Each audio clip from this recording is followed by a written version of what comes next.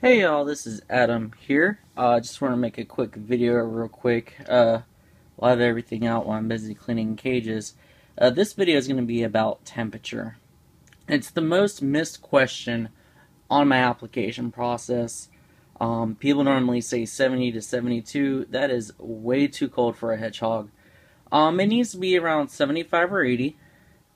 And there's a couple ways you can do that, and it's not hard at all, and you can still keep the rest of your house cool if you like it. Normally, most of my cages are something like this. A plastic container has got a hole cut out for a drill.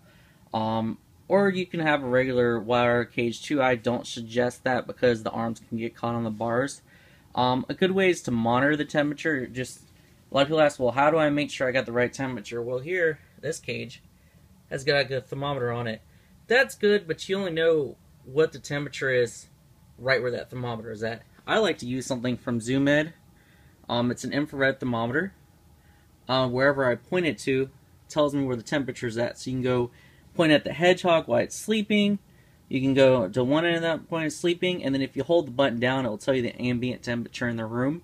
It's about $20, $25 at your local pet store. Sheep, I use it for to keep make sure my freezer's cold. I use it for my snakes. As you can see, I've got a green tree python. I can point it there. I've got other snakes here. So that's a good way to keep your temperature. Or you could have like two of these, one where where the hedgehog sleeps and the one where it lays. Same kind of setup if you had any reptiles or whatnot. Good ways to warm it up is there's pads, local heat pads. You can get this at your local grocery store. I prefer, if these heat pads, I'm not sure what their temperature ratings are, because it just has a certain on and off switch, so you can't really manage if it gets too hot or too cold.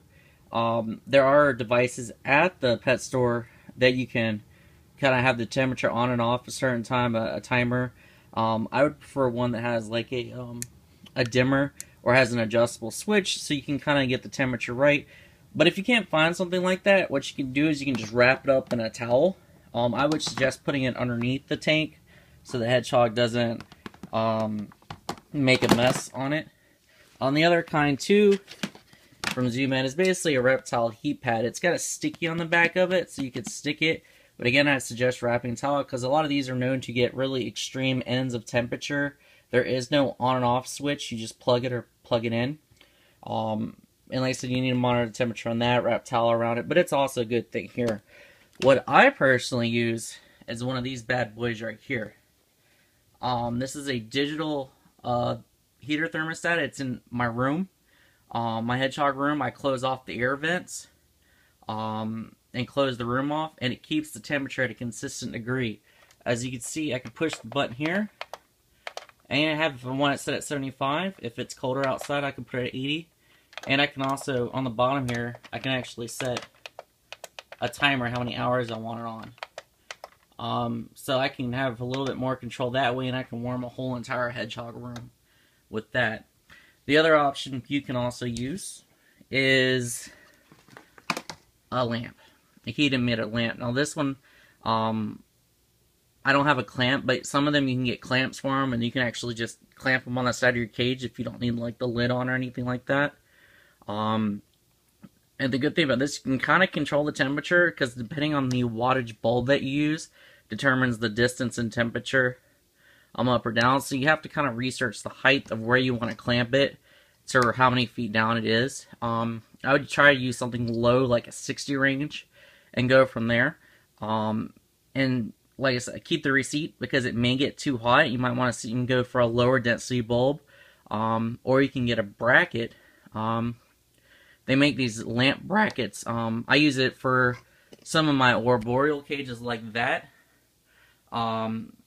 This one is actually the fixture as a heat bulb in it. But like that, there's a bracket that can actually reach the length of that cage. And you can actually it will suspend. It will connect and suspend like that. So you can kind of adjust the height up and down to where you want it if your bulb's a little bit too hot. So there's a couple different ways you can heat it. That's really the biggest thing that people miss is, they're thinking room temperature, and it needs to be a lot hotter than room temperature. You can use the a warm spot in your house. It's not hard. You're not going to ring up your electric bill. There's a couple different options there to give you, and you can keep the rest of your house warm. Usually where they sleep is where they want the warmest, but you gotta give them enough space to kind of move out of that to the best spots where they sleep. So I mean, you don't want to have a 120 watt bulb of this in that cage. The hedgehog is gonna fry.